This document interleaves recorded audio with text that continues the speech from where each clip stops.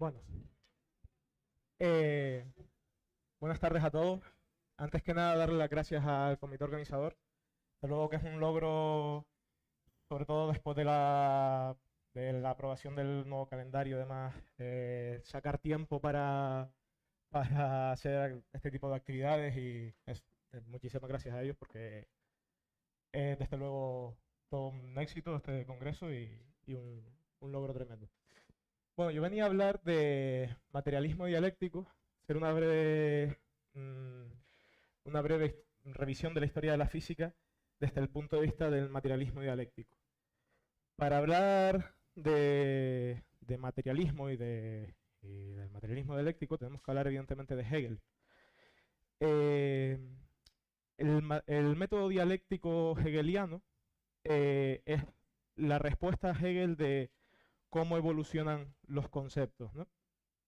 Esto creo que lo conocemos todos de bachillerato, ¿no? De el proceso tesis, antítesis y síntesis. Y vamos a ver cómo a lo largo de la historia de la filosofía es es un método central para el desarrollo de distintos marcos teóricos. En particular para el materialismo marxista. En filosofía se habla de que Marx le dio la vuelta a Hegel, en el sentido de que sobre todo en la concepción histórica de Marx, ya no van a ser las ideas o en un espíritu consciente el que modifique el estado material, sino que va a ser la propia materia la que a través de un sujeto operativo que es un humano, la que da pie a nuevas ideas. Eh, Materia, es importante definir materia, no es materia en el sentido en el que la hablamos los físicos, sino eh, la materia para Marx es todo aquello que se puede sentir que se puede sentir con los sentidos, ¿no? Y se proponen 6 puntos claves sobre los cuales está fundamentado lo que llamamos la rama filosófica del materialismo. Básicamente es que la materia existe independientemente de la idea. Las ideas son producidas por la materia, como vimos en la diapositiva anterior, y el, el motor que va moviendo la materia, lo que es el universo observable, eh, es un proceso dialéctico al estilo de Hegel, pero ligeramente diferente. Otro punto fundamental para Marx es que el humano es capaz de conocer la materia y que las ideas cambian a medida que operamos sobre la materia. De esta manera, el método dialéctico que propone el máximo colaborador de Marx, que es Engels, la diferencia principal con Hegel es que ahora tenemos un énfasis muy importante en lo que son las contradicciones y en negar lo que ya habíamos afirmado. De esta manera, Marx habla de fuerzas motrices de la historia y se puede hablar lo que hoy en día se conoce como determinismo estructural. Para Marx, las fuerzas motrices de la historia son las contradicciones internas, son las relaciones entre lo que él llama infraestructura, todo el conjunto de bienes materiales, y la superestructura, que sería la recopilación de las ideas. A mí me pareció claro el ejemplo de pues, el Observatorio de Izaña y el IAC, ¿no? Y ustedes se preguntarán qué diablos tiene que ver esto con la física. Pues, claro, resulta que si uno entiende eh, este proceso dialéctico por el que va evolucionando la historia, ¿no? Es decir, las condiciones materiales tienen contradicciones internas y mediante ese proceso dialéctico, esas fuerzas motrices de la historia, eh, vamos encontrando nuevos eventos históricos. Si uno entiende que la historia de la física es parte de la historia de la humanidad y que estos descubrimientos científicos son, en definitiva, eventos históricos, podríamos entender la historia de la física desde estos 6 puntos que les hablaba antes.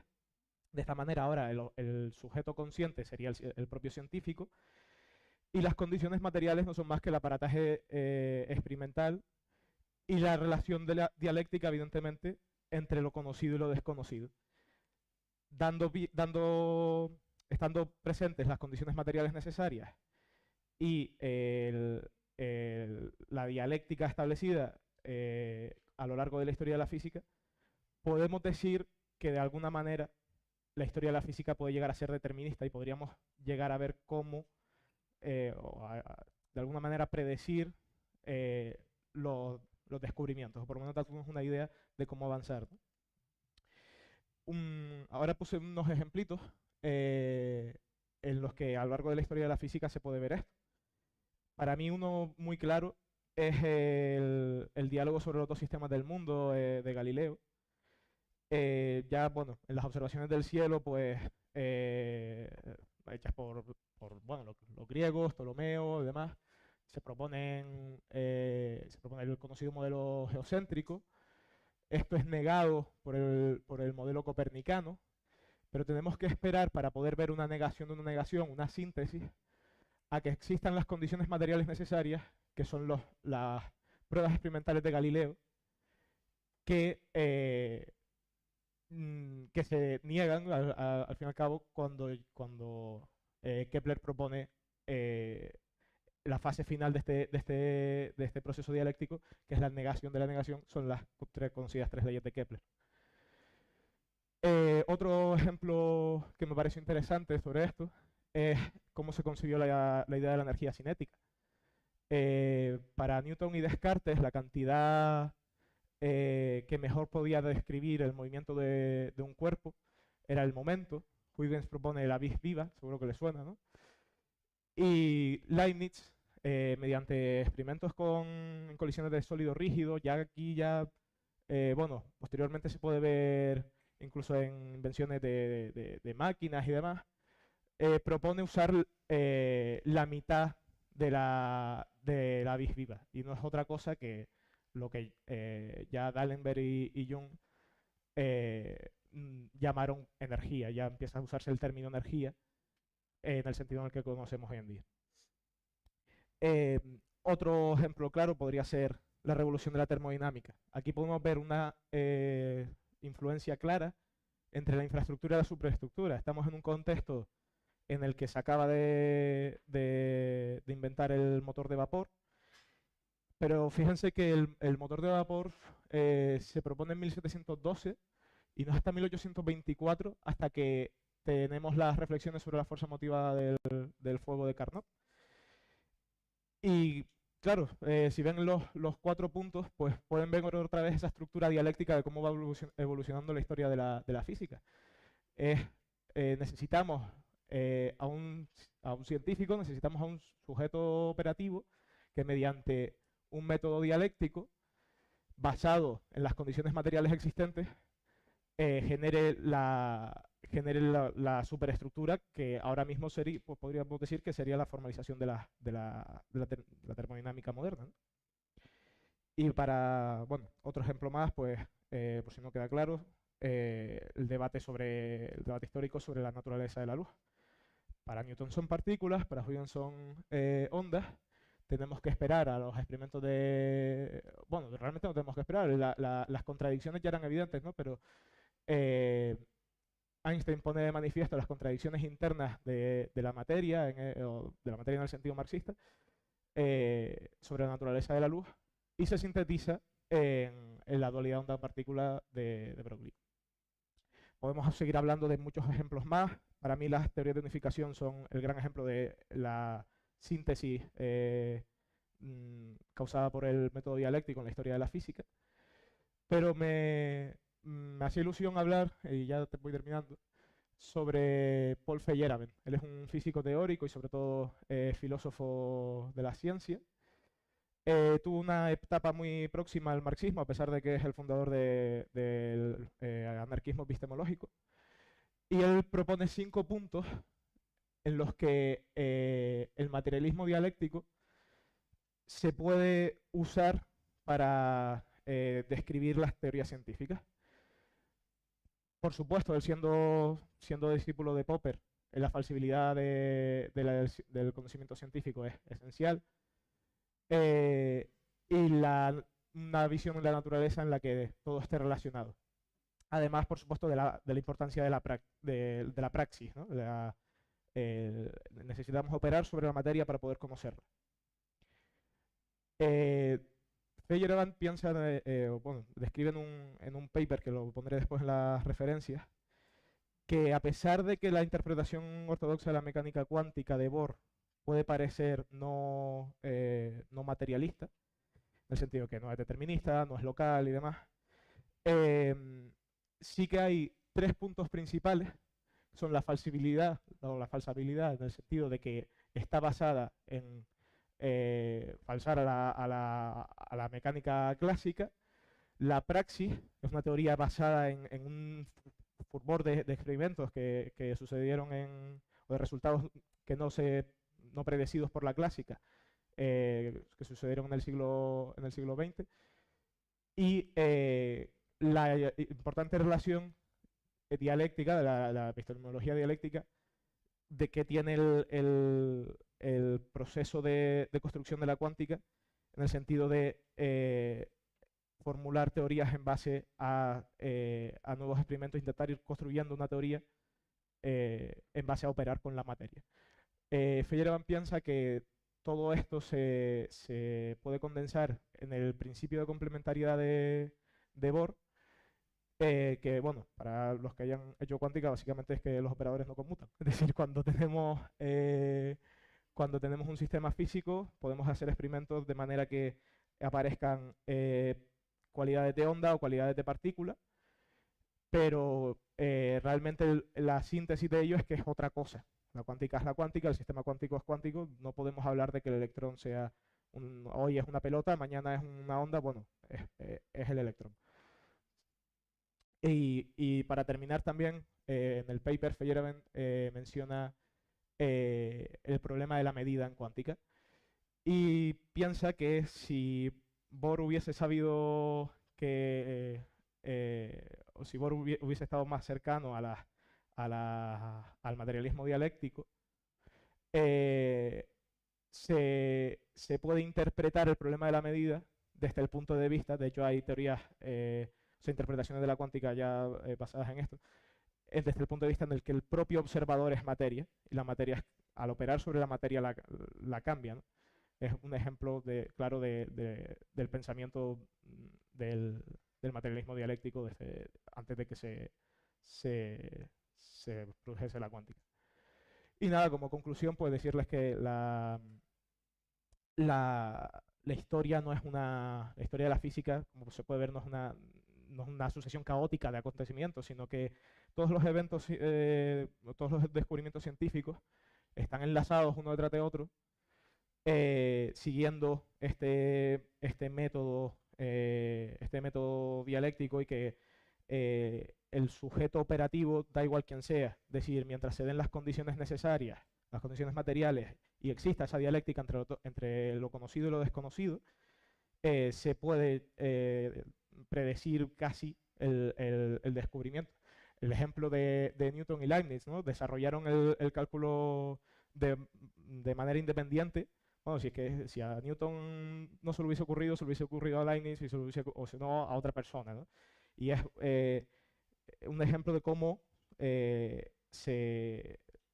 dadas esas condiciones materiales y esa dialéctica, pues se da el descubrimiento científico. Y bueno, y también, para terminar ya, em, una conclusión de Feyerabend en este paper es cómo a veces, bueno, plantea cómo a veces los físicos nos olvidamos un poco de que la filosofía de la ciencia existe y de que podría ser usada para pensar la ciencia, ¿no? A veces nos olvidamos de que la ciencia hay que pensarla, más allá de hacerla, ¿no? Y nada, eso sería todo. Muchas gracias.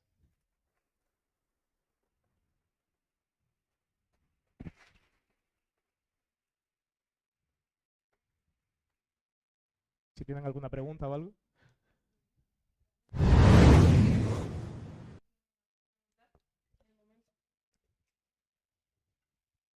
Mira, por aquí.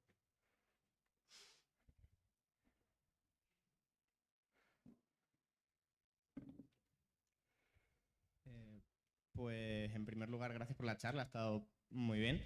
Y la pregunta que si se puede aplicar este concepto de el materialismo histórico y dialéctico, si consideras que a la vez el avance de la física en este caso puede estar sujeto a una especie de lucha de clases también como concepto marxista, obviamente en un nuevo concepto acotado en la física. Y si es así, ¿cuál crees que puede ser este motor?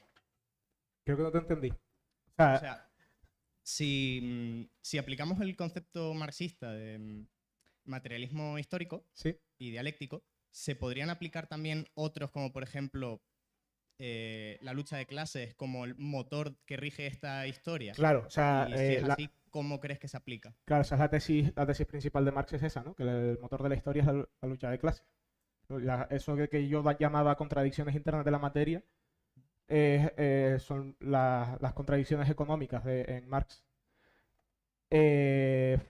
Aplicado a la historia de la ciencia no lo veo tan claro, pero sí es verdad que sí se puede ver que donde se hace ciencia es en los países desarrollados, ¿no? A lo mejor habría que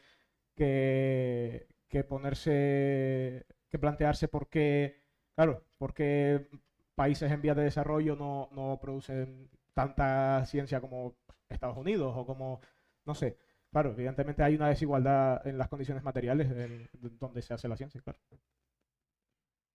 No sé si responde la pregunta. Sí, más o menos. Yo también agradecerte por la charla, ha estado muy guay. Gracias. Y quería saber, los científicos de hoy en día, porque no me ha quedado muy claro, entonces, ¿cómo podrían aplicar estas filosofías, no mirando hacia atrás, sino hacia el futuro, cómo un científico puede hacer las cosas de manera más correcta según esta filosofía? No se trata de hacer las cosas de manera más correcta, es decir, tampoco no quiere decir que los métodos o los marcos teóricos filosóficos tengan que estar introducidos en el método científico. Lo que quiere decir es que el trabajo del filósofo de la ciencia es pensar el cómo se ha hecho la ciencia y que visto cómo se ha hecho se puede predecir cómo seguir haciéndolo. Pero no decir, no, el científico no tiene por qué, claro, de hecho casi no se le hace, ¿no? No tiene por qué pensar sin meter aquí yo qué sé, a Marx o meter a Popper o meter a... Claro, eso se dedica a otra gente, ¿no?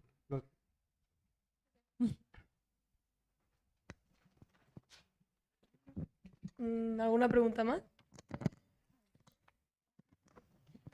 Perdón, no sabía que era la última. Vale. Bueno, yo no te voy a hacer una pregunta, José, yo te voy a dar las gracias, en plan, porque creo que es muy importante que un campo como la filosofía entre dentro de este aula y de esta facultad, de que se le haga un reconocimiento y sobre todo a la necesidad de la interdisciplinaridad y la transversalidad de los conocimientos, independientemente del campo del que provengan, sean de las humanidades o sean de la ciencia, porque creo que el crecimiento realmente del conocimiento en sí mismo se da por esa transmutación entre campos.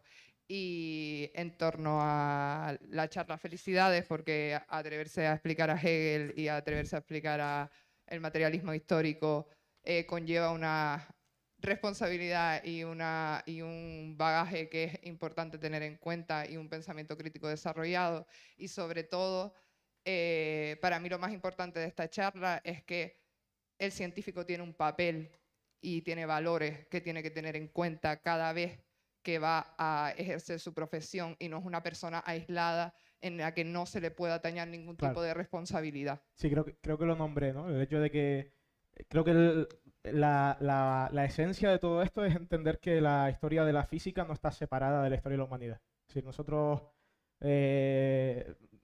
nos creemos que en una pizarra y con un cacho de tiza se puede hacer ciencia, y no. Es decir, tiene que haber un contexto, tiene que haber las condiciones materiales y cómo la propia ciencia va a modificar el mundo, ¿no? No podemos olvidarnos de lo que ha hecho la física en la Segunda Guerra Mundial decir, está claro. Sobre todo poder hacer una lectura crítica, y me parece muy bien que señales a Paul Feyerabend, por su trayectoria no solo como filósofo, sino como físico, por lo tanto está versando desde un campo en el que tiene conocimiento de ambas materias. Exacto. Y lo que dijiste justo al final, la física sí y claro que se olvida de que existe la filosofía de la ciencia.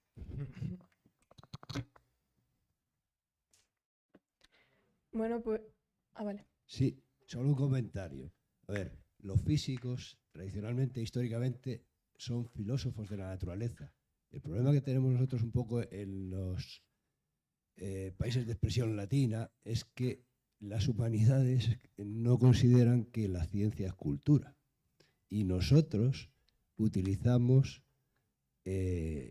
la cabeza para pensar, ¿eh? Y generamos cultura y nos involucramos en la sociedad tanto como cualquier campo. O sea, no es que no hayamos ido hacia allá, es que digamos que de alguna manera se nos ha separado. Nuestros títulos son PhD, Philosophical Doctorate.